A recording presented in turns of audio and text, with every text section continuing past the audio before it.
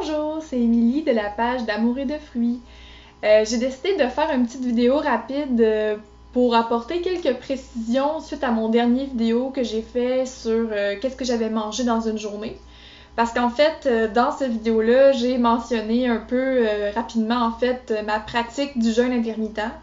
Donc, j'ai décidé d'apporter des précisions suite à des questionnements et des commentaires que j'ai eus. Donc, pourquoi je mange pas le matin? La raison principale, c'est bien sûr pour les bienfaits sur le corps. Comme j'ai dit dans mon autre vidéo, oui, c'est pratique, mais c'est pas ma raison principale. La raison première, en fait, c'est vraiment parce que, comme j'explique déjà, le fait d'être en jeûne, ça permet au corps d'avoir plus d'énergie et plus de temps pour la régénération, la détox. Donc, comme j'explique déjà, durant la nuit, on tombe en état de jeûne, puis le matin, en mangeant pas, on peut poursuivre la détox un peu plus longtemps. Ça permet au corps d'avoir plus de temps, plus d'énergie, parce que quand on mange, on utilise cette énergie pour la digestion, ce qui fait que le corps ne peut pas avoir cette énergie-là pour la détox. Donc, en ne dépensant pas notre énergie pour la digestion, ben, le corps peut utiliser cette énergie-là qui est comme économisée pour se régénérer et se détoxer. Comment j'en suis venue à pratiquer le jeûne intermittent? Je vais pas vous expliquer en détail tous les raisonnements que j'ai lus, les articles et tout, mais je vais vous dire où j'ai trouvé mes informations, grosso modo.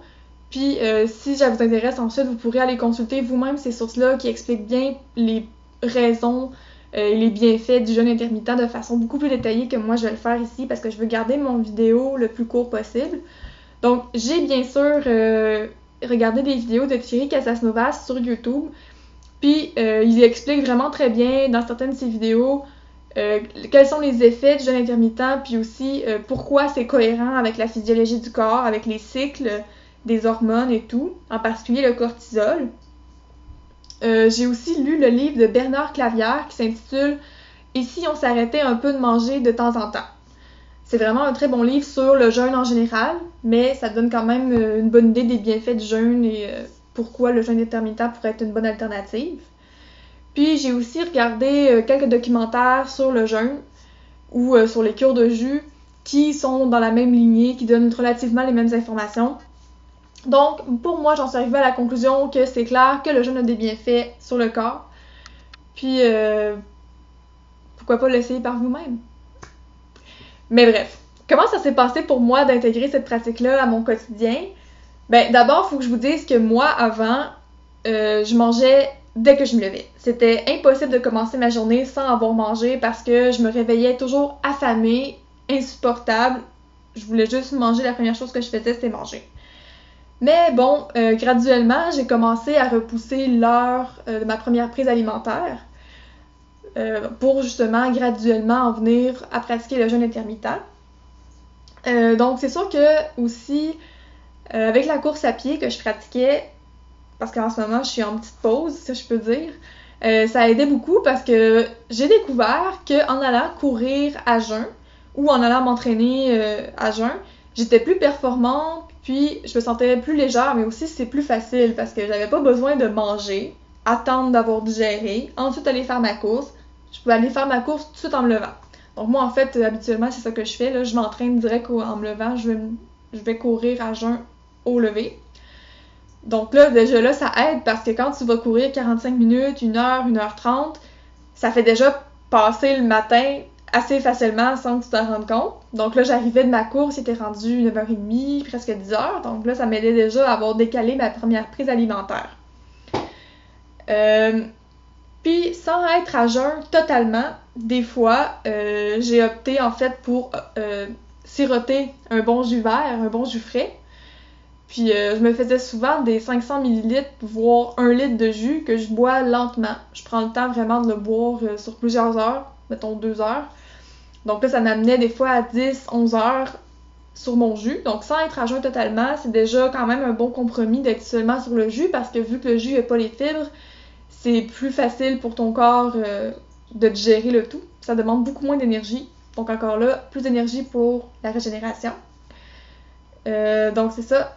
Sur le jus, donc quand j'arrivais de ma course, je pouvais boire mon jus parce que là, après ma course, j'étais vraiment affamée. Donc là, je buvais mon jus tranquillement. Ça m'a amené à pouvoir manger plus tard. Donc, le mot-clé que je veux que vous reteniez, c'est vraiment le processus graduel. Donc là, dans mon dernier vidéo, j'ai pas pensé à ça quand j'en ai parlé, mais si jamais vous voulez commencer à intégrer cette pratique-là, je vous suggère vraiment d'y aller graduellement, un peu comme je l'ai fait. C'est vraiment important de s'écouter parce que le jeûne, ça peut être quand même une expérience assez troublante, dans le sens où on apprend quand même beaucoup sur soi-même. Mais en même temps, ça peut être bon de l'essayer puis de voir c'est où votre zone de confort. Parce que comme je dis, moi je l'ai fait graduel puis c'est vraiment ça que je vous suggérerais de faire si jamais vous voulez le faire. Donc je vous incite pas à faire comme moi d'un coup puis de jeûner jusqu'à 13h chaque jour. Non, non. Commencez graduellement jusqu'à 9h, jusqu'à 10h, puis ainsi de suite. Moi ça m'a pris des mois là, avant de me rendre à ça. Puis même encore, il y a des journées plus difficiles que d'autres. Il y a des journées où je vais manger à 9h, des journées où je vais manger à 2h de l'après-midi. Mais c'est ça, donc il y a comme un sevrage aussi à la nourriture, si je peux dire. On a des symptômes comme, le ventre qui fait glou-glou, on est impatient, tous ces genres de symptômes-là de quand on a faim et on s'endure pas, puis on aura envie de manger comme un fou. Donc, pour ça aussi, il y a des petits compromis, comme je disais, on peut choisir de jeûner à sec, de rien faire du tout, mais là c'est un petit peu drastique au début. Sinon, juste y aller avec de l'eau, ou de l'eau citronnée, ou de la tisane, ou faire comme moi, puis essayer avec des jus frais.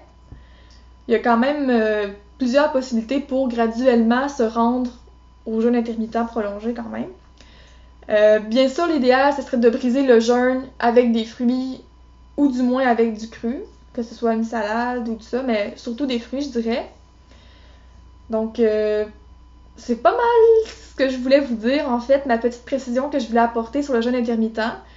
N'hésitez pas si jamais vous avez des questions par rapport à ce sujet-là, ça va me faire plaisir de vous répondre ou à vous envoyer les références que je vous ai mentionnées au début du vidéo. Et finalement, j'attends toujours vos suggestions, vos commentaires pour des futures vidéos qui pourraient vous intéresser. N'oubliez pas d'aller liker ma page d'Amour et de Fruits sur Facebook et de partager mes publications, mes vidéos si jamais vous pensez que ça pourrait intéresser d'autres personnes ou que ça pourrait les aider. Fait que merci d'avoir écouté, puis j'espère que vous allez manger plus de fruits.